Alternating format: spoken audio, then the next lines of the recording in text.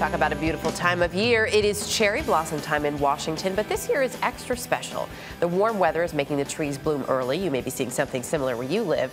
But this year also marks a century since Japan sent those cherry trees as a gift.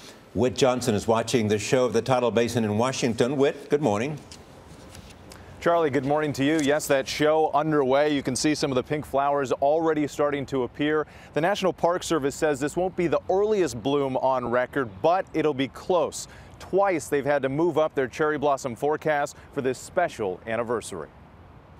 Cherishing the cherry blossoms, a Washington tradition that draws more than 1 million people each year. I'm a romantic man, so to me that's an easy question. I love flowers and they are pretty. For those snapping early pictures, I can just imagine what they'll look like when they're fully out. The pink buds have already burst on a few brilliant trees. You've been on this job for 10 years and never seen a bloom this early. I've never seen a bloom this early. Soon, the roughly 4,000 trees along D.C.'s tidal basin will take on the vivid cloud-like shapes that have dazzled crowds for a century.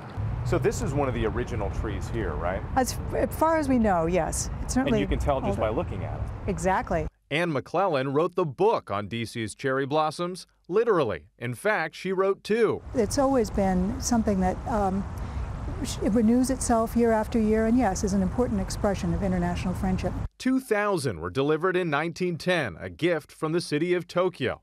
But upon arrival, they had to be burned, infested with insects.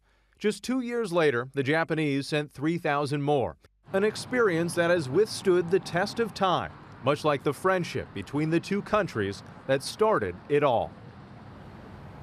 And about 100 of those original trees are still here 100 years later. The National Park Service says that peak bloom begins next Tuesday, March 20th, the first official day of spring. Charlie, Erica, back to you.